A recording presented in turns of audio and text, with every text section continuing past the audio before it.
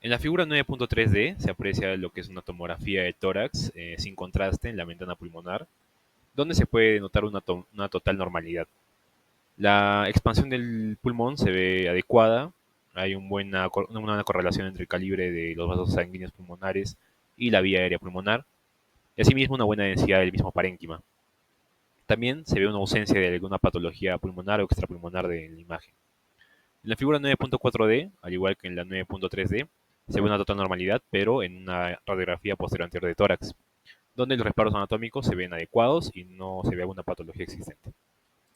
En la figura 9.3b se aprecia un patrón de consolidado alveolar, el cual va a estar caracterizado por un aumento de la densidad en el espacio aéreo pulmonar. Asimismo, en la figura 9.4c se ve lo que es una radiografía de tórax con un aspecto algo bonoso en una parte del pulmón izquierdo, en las cuales se ven estas opacidades que tienden a ser confluentes y tienen bordes imperceptibles. Y esto sucede cuando los alveolos se llenan de alguna sustancia, como en el edema pulmonar o en las neumonías, y se pueden apreciar lo que son opacidades y en la mayoría de casos se nota un broncograma aéreo. La enfermedad por afectación del espacio aéreo se puede distribuir de manera difusa en los pulmones, como en el edema pulmonar, que es a nivel de una gran parte del pulmón, o puede tener un carácter más localizado, como ocurre en la neumonía o una neumonía segmentaria lobar. En la enfermedad pulmonar intersticial, las marcas prominentes van a denotar lo que es un engrosamiento del tejido peribroncovascular, en el cual en la figura 9.3a se ve lo que es un patrón intersticial reticular, que va a estar caracterizado por lo que son líneas finas que van a entrecruzarse a nivel del parénquima pulmonar. De igual manera, en la figura 9.4a, donde se ve un aspecto de mallas, que a diferencia de un patrón de consolidado alveolar, los alveolos van a seguir aireados, pero el intersticio se va a ver engrosado y va a generar una que sean más marcadas. En este patrón intersticial reticular, a veces cuando son muy intensas, estas se pueden poner por encima de otras y simular lo que es una afección a nivel de lo que es el alveolo, para poder diferenciar un consolidado alveolar de un patrón intersticial muy intenso. Se mira lo que es la periferia del pulmón para ver si es que esas mallas persisten y que podemos diferenciarlo bien de un consolidado alveolar. La enfermedad intersticial nodular va a aparecer como un conjunto de puntos, como en la imagen 9.3c, en la cual se ve un patrón intersticial nodular, la cual va a tener múltiples nódulos distribuidos por todo el pulmón. Asimismo, en la figura 9.4b se ve lo que es un patrón intersticial nodular, que también va a ser caracterizado por estos mismos presencia de pequeños nódulos que van a estar en todo el parénquima pulmonar. Este hace característico de diferentes patologías aeroneumatosas, infecciones diseminadas como la tuberculosis miliar. Un punto importante a señalar es la diferenciación entre esta enfermedad, ya sea aguda o crónica. Si es aguda, el patrón va a ser borroso y va a estar mal definido. Y si la enfermedad ya tiene cronicidad, el patrón va a estar bien estructurado y bien organizado.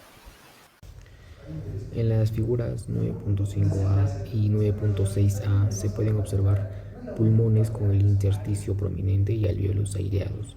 Pero ¿cómo podemos distinguir una enfermedad pulmonar intersticial crónica de una aguda? Pues en la figura 9.5a podemos ver las marcas intersticiales distorsionadas y nítidas. Y en la figura 9.5b podemos ver el mismo patrón en una tomografía computarizada de corte axial. Esto debido a una fibrosis intersticial, lo que sugiere que ambas imágenes son correspondientes a una enfermedad pulmonar intersticial crónica. Por otro lado, en la figura 9.6a podemos ver que las marcas intersticiales no son distorsionadas y son borrosas. Y en la figura 9.6b, que muestra una tomografía de corte axial, podemos ver los mismos patrones con los bronquios gruesos, lo que sugiere una enfermedad activa. Esto podría tratarse de una neumonía no bacteriana, lo que sugiere una enfermedad pulmonar intersticial aguda. El patrón de vidrio esmerilado se da por un aumento difuso de la densidad pulmonar, que se observan como un tono intermedio de gris que deja ver las estructuras pulmonares subyacentes. Este patrón asemeja ver a través de un vidrio de ducha empañado. En las figuras C y D podemos ver cómo estas opacidades tienen un tono grisáceo que es más claro que el parénquima pulmonar aireado. Las causas de este patrón o en las que podría presentarse son la atelectasia, neumonitis por expiración, infecciones como la neumocistis, edema, síndrome de distrés respiratorio agudo, hemorragia pulmonar y de causa idiopática. Bien, las imágenes que se muestran en el lado izquierdo corresponden a un patrón en panal de abeja, el cual es muy característico de la fibrosis pulmonar avanzada. Este patrón representa la destrucción de la arquitectura pulmonar normal, con la formación de múltiples quistes pequeños apilados, frecuentemente subyacentes a la pleura. La figura 9.7a es una radiografía de tórax donde se observa una opacidad reticular difusa predominante en las bases pulmonares. La figura 9.7b es una tomografía computarizada en donde se observa con mayor claridad el patrón de abeja, que son múltiples quistes pequeños de unos 3 a 10 milímetros con paredes bien definidas. La imagen 9.7 es una radiografía de tórax en proyección antero-posterior. Esta muestra un patrón de consolidación alveolar caracterizado por la pérdida de la visualización de los vasos pulmonares debido a la ocupación alveolar con material de densidad de agua, que puede ser pus, sangre o edema. La consolidación alveolar se observa predominantemente en la región inferior del pulmón derecho.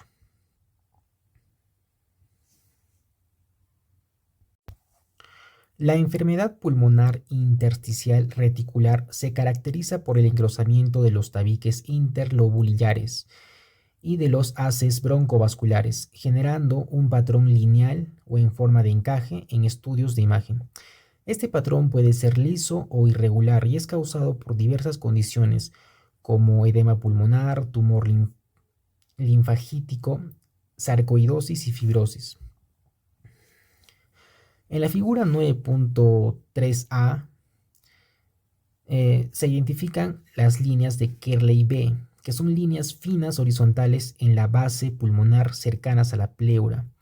Estas se deben a un edema intersticial, lo que indica un engrosamiento de los tabiques interlobulares. La figura 9.3b muestra fibras de asbesto que son alargadas y entrecruzadas. Cuando éstas se inhalan, pueden quedar atrapadas en los pulmones y provocar una reacción inflamatoria crónica que lleva a una fibrosis pulmonar. La figura 9.3c es una tomografía axial del tórax en donde se observa un patrón reticular y una distorsión del parénquima en la base pulmonar. Y finalmente la figura 9.3d es una tomografía coronal del tórax en donde se observa en la zona central del pulmón un engrosamiento broncovascular y un patrón reticular en todo el campo pulmonar. Una forma importante de consolidación alveolar focal es la masa o nódulo, a la cual le vamos a llamar la mancha en el pulmón. Si una zona de consolidación es muy focal y tiene bordes bien definidos, y esta va a tener una medida mayor a 3 centímetros, se la denominará masa.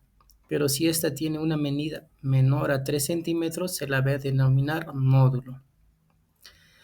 En la imagen 9.12, en A se observan dos opacidades alveolares, que son focales y que tienen márgenes bien distintivos. La opacidad mayor tiene una medida de 3 centímetros y esta se denomina masa. Por otro lado, la opacidad más pequeña, B, mide 1.2 centímetros, a la cual se va a denominar nódulo. En la misma imagen 9.12b, justo por encima del diafragma hay una mancha en el pulmón y no tiene las características de una masa o nódulo, la cual puede ser compatible con un cuerpo extraño.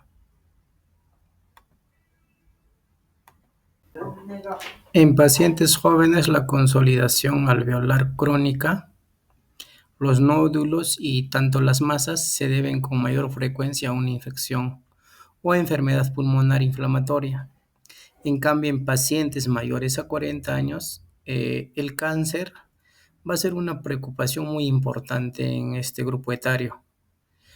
Cuando cualquier lesión alveolar, sea esta infiltrado, masa o nódulo, se vuelve necrótica o gaseosa, el material licuado suele expectorarse y reemplazarse por aire en el centro de la cavidad y esta va a tener una imagen radiolúcida. En la figura 9.13a se muestra una masa cavitaria indicada por la flecha blanca, un nódulo cavitario, la cual está indicado por la flecha negra. Todas estas son causadas por metástasis pulmonar. En la figura 9.13b se muestra una cavidad infecciosa que va a estar compatible con absceso. Si el material necrótico se expulsa solo parcialmente, va a quedar aire y líquido en la cavidad. Cuando el paciente va a estar en bipedestación, el líquido se va a depositar en el fondo y el aire va a subir hacia la superficie, generando un nivel hidroaéreo. En las radiografías de cúbito supino no se van a observar dicho nivel hidroaéreo debido a que el haz de rayos X será perpendicular al nivel hidroaéreo. En la figura 9.15a se puede ver el nivel hidroaéreo. La flecha indica ello, ¿no? En este caso se trata de una neumonía cavitaria del pulmón medio derecho. De la misma manera podemos observar en la figura 9.15b que se muestra el nivel hidroaéreo. En este caso va a ser relacionado a un absceso del lóbulo medio derecho.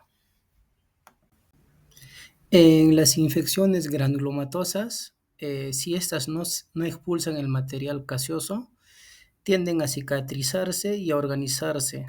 De esta manera se va a formar un granuloma. Los granulomas frecuentemente se van a calcificar.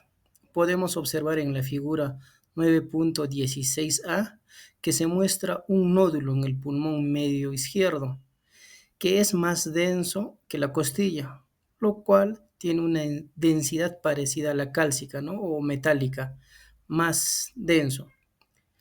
Un granuloma calcificado probablemente indique una cicatriz curada, ¿no? De igual forma, en la imagen 9.16b se muestra el mismo granuloma, pero en una tomografía computarizada. Como se sabe, la calcificación intensa es un signo importante de una enfermedad pulmonar benigna, una tuberculosis curada y la histoplasmosis son las causas más frecuentes de granulomas pulmonares. Como se ve en la figura 9.16b, también se va a mostrar un ganglio linfático que está calcificado. Difícilmente esta se va a visualizar en una radiografía. El patrón de panalización es un tipo de fibrosis pulmonar que va a dar lugar a múltiples quistes pequeños bien delimitados. Estos suelen agruparse en la periferia de las bases pulmonares, como podemos observar en la imagen A, que se ve enmarcado, y este va a recibir el nombre de panalización debido a que se asemeja a un panal de abejas. Esto podemos observarlo mejor en la imagen C y D, en que se ve enmarcado en la tomografía axial y coronal estos espacios quísticos agrupados con paredes bien definidas. Este tipo de patrón nos suele sugerir que existe una enfermedad pulmonar en estadio terminal y una fisiología restrictiva severa. Las enfermedades en que podemos encontrar este patrón van a ser la neumonía intersticial usual, como la fibrosis idiopática pulmonar, la asbestosis, que es una neumoconiosis por la inhalación de asbesto, y las enfermedades de tejido conectivo. Por otro lado, la fibrosis es un engrosamiento lineal y distorsión del parénquima pulmonar. En las radiografías, como se observa en la imagen A, estas se van a evidenciar como opacidades lineales, irregulares y distorsión de estructuras vecinas como son los bronquios. En la imagen B podemos ver un esquema que representa la fibrosis, que son estas bandas entrecruzadas que distorsionan el pulmón. Y ahora observando la tomografía axial y coronal podemos ver señalado con las flechas estas bandas fibrosas que se van a ver de un color blanco un poco más gruesas y nos van a estar evidenciando la cicatrización. Las enfermedades en que podemos encontrar esta fibrosis van a ser la tuberculosis, la silicosis, la neumonía por radiación y el síndrome de dificultad respiratoria agudo. Continuando con la presentación del caso clínico, vamos a ver que se trata de una mujer de 45 años con diabetes mellitus mal controlada, quien presentó una tos productiva durante un mes. Se vio acompañada de fiebre baja, sudoraciones nocturnas y pérdida de peso durante todo este periodo. A la exploración física torácica se encontró una matidez a la percusión, una disminución del murmullo vesicular, más presente en el pulmón derecho, y crepitaciones en la zona superior derecha. Además, las pruebas de laboratorio nos mostraron un volumen de sedimentación globular elevado y un recuento leucocitario normal, por lo que se pidió una radiografía de tórax, en el que se encontraron ciertas anomalías. En primer lugar, se pudieron observar múltiples áreas de opacidad que llegaron a afectar el ápex pulmonar. Este hallazgo es importante ya que es una pista sugestiva de tuberculosis postprimaria, que esta se caracteriza por lesiones apicales. Se puede ver esta señalada con la flecha. Asimismo, se pudieron observar lesiones cavitantes dentro de estas zonas opacificadas que están señaladas y encerradas en la imagen, y estas se pueden deber a la necrosis gaseosa que es característica de la tuberculosis. Y por último, se puede observar una atenuación o un borramiento del ángulo costofrénico por un derrame exudativo. Todos estos hallazgos nos guían hacia el diagnóstico de una tuberculosis pulmonar postprimaria, que corresponde a la reinfección exógena en pacientes adultos o a la reactivación de una infección tuberculosa previa. También existen otros hallazgos radiológicos que podemos observar en pacientes con tuberculosis. Uno de ellos son los hilios de tamaño aumentado. Estos corresponden a la inflamación granulomatosa de los ganglios linfáticos, que suelen ser un signo usual de la tuberculosis primaria.